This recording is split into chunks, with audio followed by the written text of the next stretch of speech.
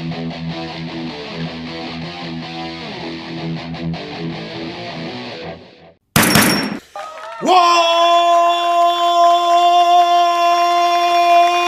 up, nerds and nerdettes and we little nerdlings all? It's your buddy Big China G, the two-gun Pixie presents Legendary Games and my friends. I am back. I am back, all right. And I got a few unboxings coming up because I just had a B-day. That's right. As of 7:20 this morning, I have been on this earth in this physical body for 49 years. I'm still here. And out of 41 of those years, I've been gaming. So I got some games. Not only games, but as far as unboxings go, I got a few games for my birthday. And I'm dying to show them off. So the first one is my favorite. I know you shouldn't lead with the favorite, right? I should kind of have something to build up to. But honestly, I don't know. Maybe one of the other two are the surprise hit. Maybe, maybe not. But anyway, this is the game I'm excited about. Really excited about. So, without further ado, let's get this to the table and do an unboxing of the Tomb of Annihilation.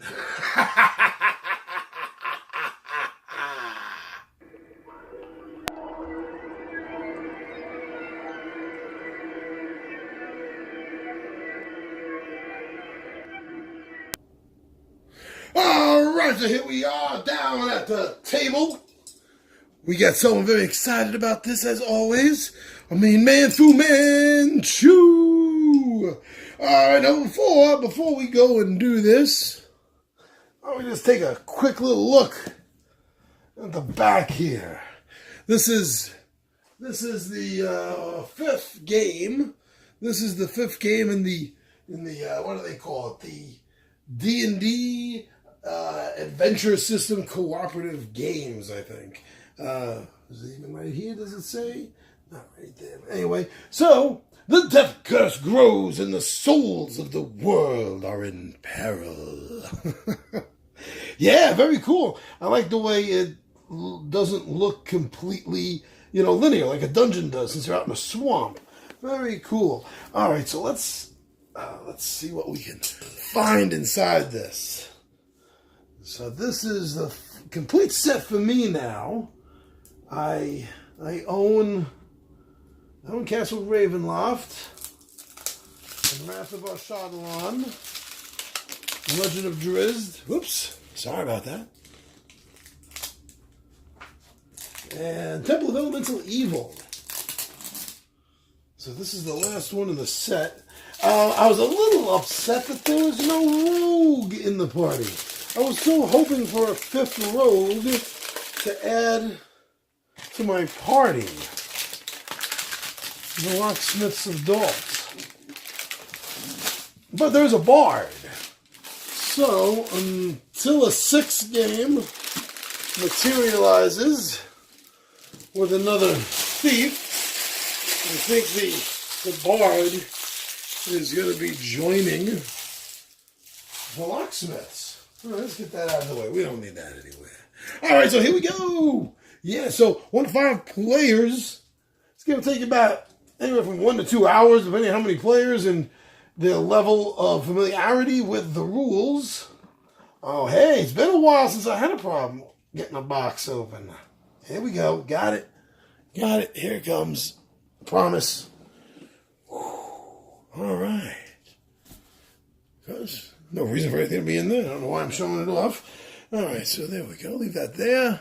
Sort it in camera a little bit, at least for now. Fool, you can get out of the way. I don't know anything happening to you, buddy.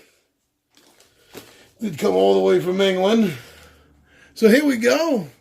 Ziploc bag.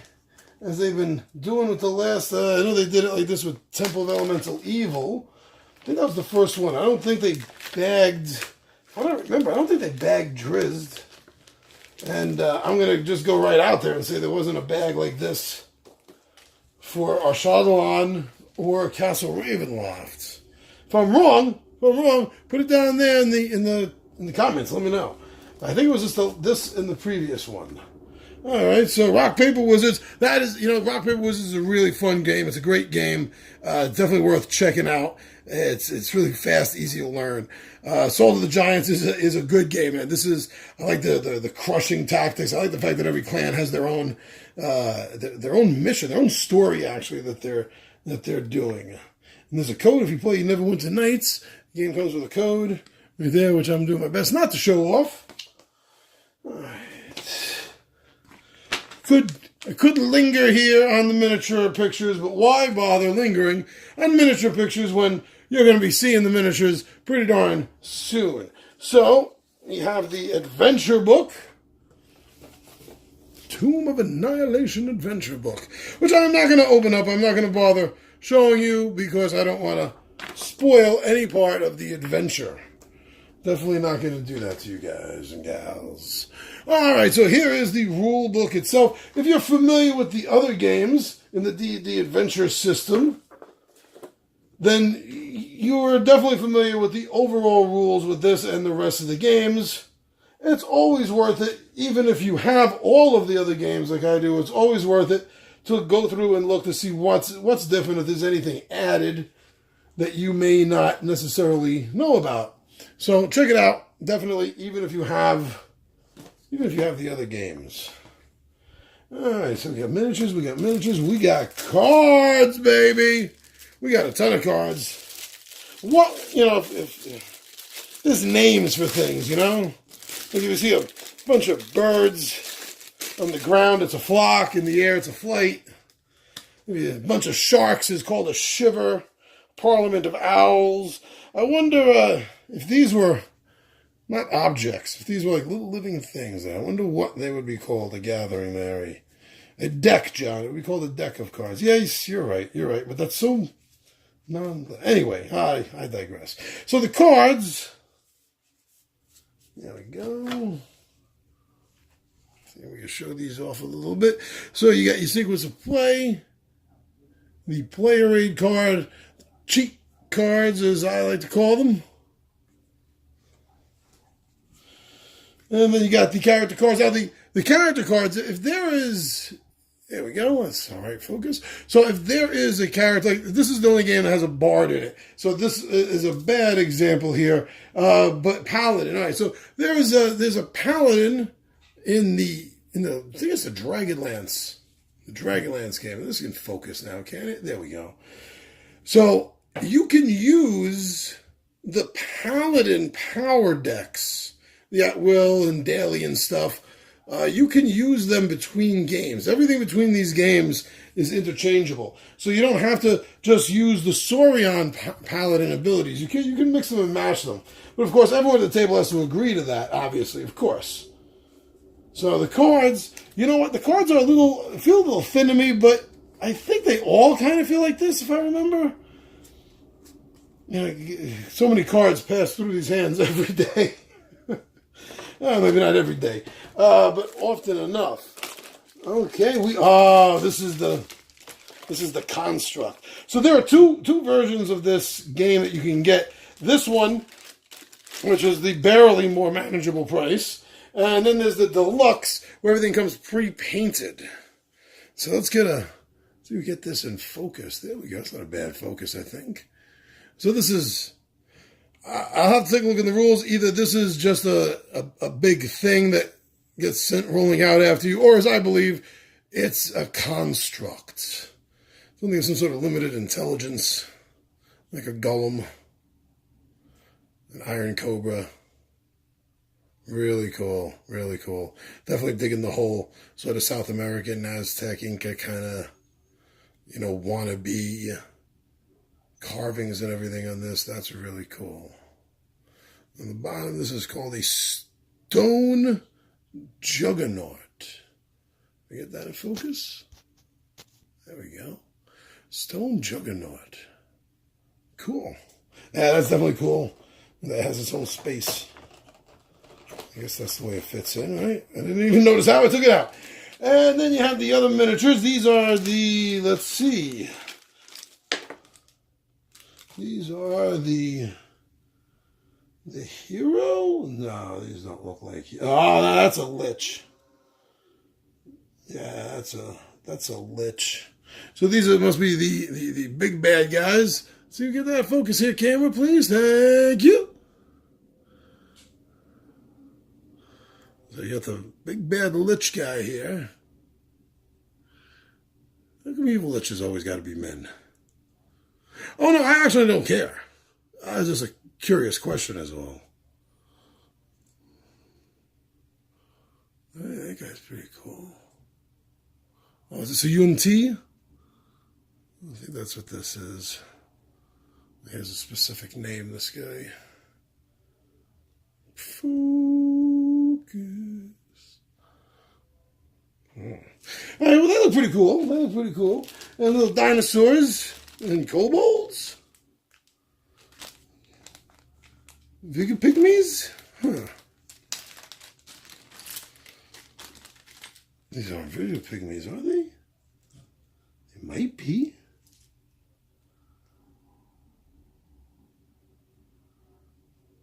Oh, yeah. All right, so let's see here. Gotta get something in the background, something behind it so it'll focus. Let's try my whole hand. Is that coming out? The Vigor pygmy? Veggie pygmies? Well, the reason I'm so excited about this is because in Dungeons and Dragons, the Vigor pygmies, if I'm saying that even right, their first appearance was in a first edition banner module. I call them banner modules because they're the ones that had the banner up across the top here, called Expedition of Barrier Peaks. It was a really, really wild module introducing some sci-fi stuff and the Mind Flayer's first appearance. And that was their first appearance too, the Vigor pygmies. Some dinosaurs and Vigor pygmies, Vigor pygmies. Ooh, these are the characters that you get to choose from. So recognize here's the bard, cat, Bastet, is it? Tabin. Here's a Tabin.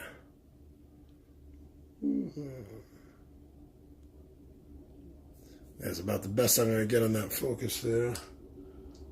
And yeah, so the premium one, these all come painted, but I was not able to justify that spendage, so I went for this one, and I'm fine with that. All the other ones are like this too. Actually, that would annoy me if I had one in a set that's interchangeable with everything else. If I just had one that was painted and all the others weren't, that would really irk me. But I have tons of the 3rd edition pre-painted miniatures, so if it really bothers me, I can always pull them out. Here are some more miniatures. Now these miniatures are no better or really worse, I think, than any of the others in the set. And so that means that they fall in the category of being okay. They're not great, they're not the best I've seen, but they're okay. Oh, Bone King. Oh, we gotta focus on these undead. A whole bunch of skeletons. Yeah, there with the crown, that looks like all the skeleton warriors. Okay. So a bunch of zombies. There's a zombie there. Yeah, it's a zombie. So a bunch of zombies and skeletons, dinosaurs, and man-eating vegetable pygmies. Yunti. Yeah, this is a very deadly place. We got a couple more. We got a 20-sided die. All right. Okay, so let's take a look at these. And then we'll take a quick look at what's underneath. What's underneath the tray here. So these are Terrafolk, like pterodactyl. These are Terrafolk. Front and back. They look pretty cool. Yeah, they look nice.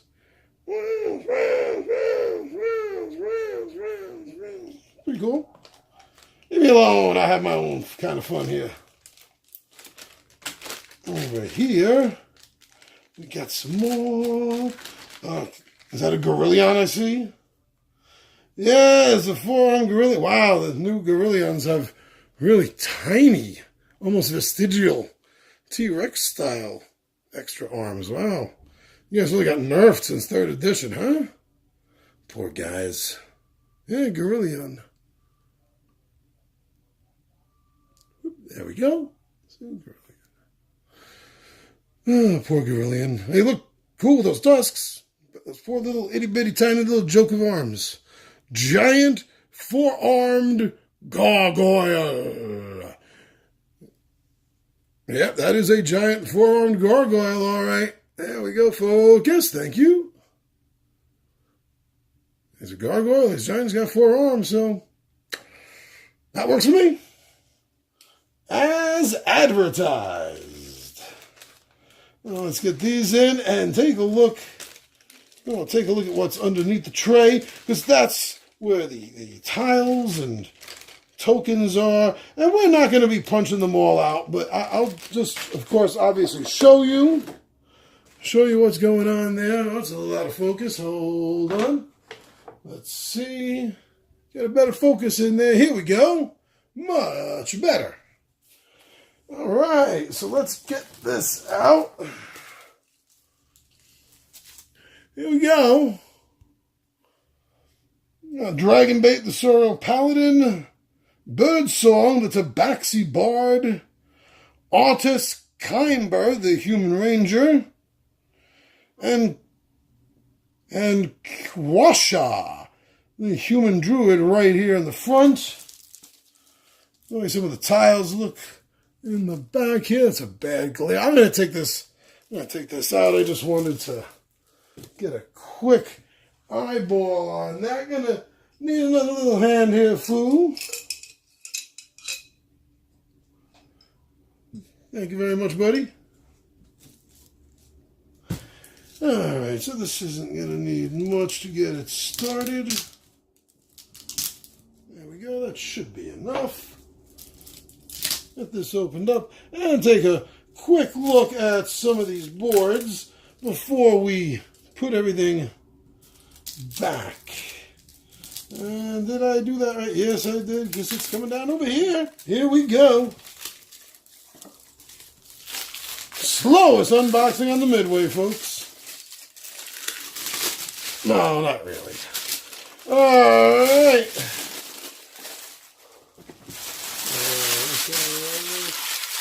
That junk. There we go. So yes, we saw that.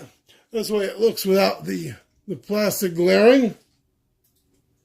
These things feel like they're almost falling out, so it shouldn't be a problem. I don't remember having a problem with any of these. All right, so then there's also one more. There's the wizard, Ashara, the Arakakra wizard. Whoops. Didn't know that wasn't. Here we go. Woo. Sorry about that. So, Ashara, the Arakakra wizard. Vega Pygmy chieftain. Great ape. I'm calling him the great ape here. Okay, we just saw them. The Nrakra, which is the Terra folk. Yeah, these are very, very, very tender. Whoa, see? These forest pads are pretty cool. And already falling out. Look at that. You gotta be careful, because this is a little bit of a project I don't feel like starting at the moment. There you go, some more. Another example here.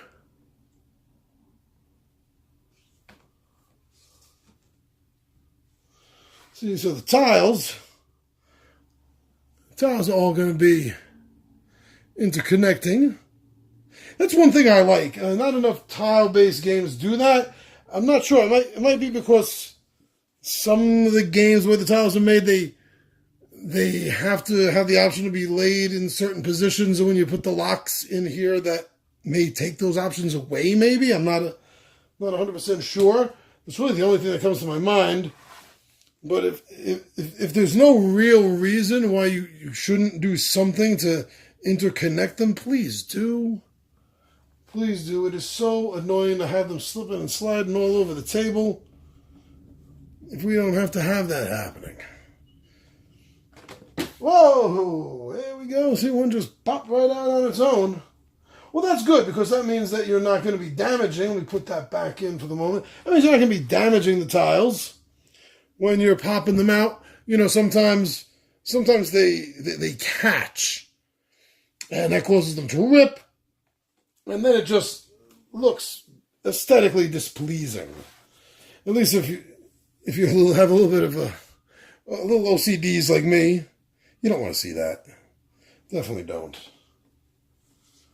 Okay. Creepy crypt. So, any of my regular viewers may have surmised, if you've watched enough of my videos, especially anything, anything pertaining undead shadow mantle. Well, especially anything pertaining to Dungeons and Dragons. And I started with the basic set back in 77. And then first edition, then second edition, then third edition.